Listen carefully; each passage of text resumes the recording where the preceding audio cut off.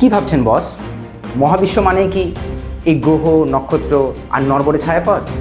আপনি যা দেখছেন সেটা মহাবিশ্বের মাত্র 5%, বাকি 95%ই গায়েব। আর এই অদৃশ্যের সিংহভাগ দখল করে আছে তথাকথিত একটা জিনিস, যার নাম ডার্ক ম্যাটার। সবাই বলে এটা আছে, কিন্তু আজ পর্যন্ত কেউ একে দেখেননি, কেউ এর একটা কণাও খুঁজে পাননি। তাহলে কি আমরা বিজ্ঞানীদের এক মস্ত ধাপ্পাবাজির শিকার হচ্ছি? আজ এই অদৃশ্য মায়ার মুখোশ খুলে দেব আমি, অরিন্দম ঘোষ। আজ কথা হবে খাস বাংলায়, সরাসরি আর সোজা সাপটা। ঘটনাটা শুরু হলো যখন বিজ্ঞানীরা দেখলেন যে নক্ষত্রটা একটু বেশি স্পিডে দৌড়চ্ছে।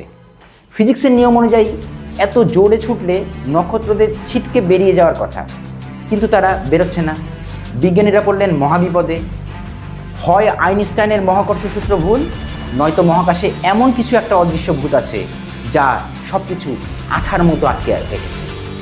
ব্যাস, নিজের ইগো আর পুরনো সূত্রকে বাঁচাতে বিজ্ঞানীরা আমদানি করলেন এই গাণিতিক অ্যাডজাস্টমেন্ট, যাকে বলা হয় ডার্ক ম্যাটার। এটা হলো সেই এক্স যা আমরা অঙ্ক মেলাতে না পেরে জবরদস্তি বসিয়ে দিই।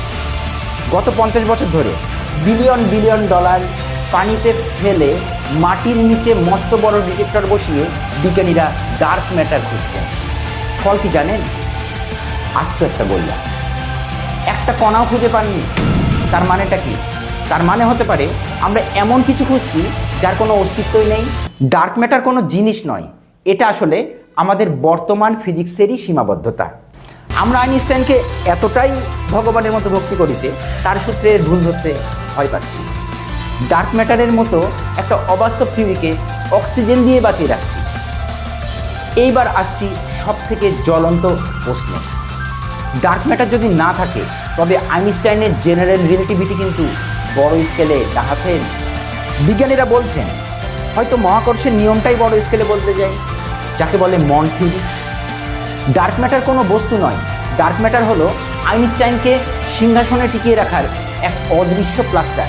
আমরা কি ভুল তত্ত্বকে আঁকড়ে ধরে মহাবিশ্বকে বোঝার চেষ্টা করছি, নাকি নতুন কোনো আইনস্টাইনের জন্য অপেক্ষা করছি যিনি এসে বলে দেবেন সব কিছুই ভুল ছিল? তাহলে কেন আমরা ডার্ক ম্যাটার করে চিৎকার করি? কারণ বস, এটা একটা মস্ত বড় ইন্ডাস্ট্রি। বড় বড় ল্যাব, ফান্ডিং আর রিসার্চ পেপার সবই চলে কিন্তু এই ডার্ক ম্যাটারের ওপর ভিত্তি করে। কিন্তু আদতে এটা একটা ডার্ক কনসেপ্ট। আমরা মহাবিশ্বের বিশাল অংশ জানি না, আর সেই না জানাটাকেই একটা গালভরা নাম দিয়ে ঢেকে রাখার চেষ্টা করছি। আমরা কি কোনোদিন এই কুয়াশা থেকে বেরোতে পারবো, নাকি চিরকাল কাল্পনিক আঠার গল্পই শুনে যাব? ডার্ক ম্যাটার থাকুক বা না থাকুক, একটা জিনিস তো পরিষ্কার যে আমাদের বিজ্ঞান কিন্তু এখনও শিশু। আমরা এখনও অন্ধকারে হাতড়াচ্ছি। আপনার কি মনে হয়, ডার্ক ম্যাটার কি সত্যিই আছে, নাকি এটা ইতিহাসের সব থেকে বড় গাণিতিক ভুল? কমেন্টে আপনার মতামত জানান, আর ভিডিওটা শেয়ার করে আপনার বন্ধুদের মাথা একটু নাড়িয়ে দেন তো দেখি। আজকের মতো টাটা, দেখা হচ্ছে পরের এক ধামাকা ভিডিও।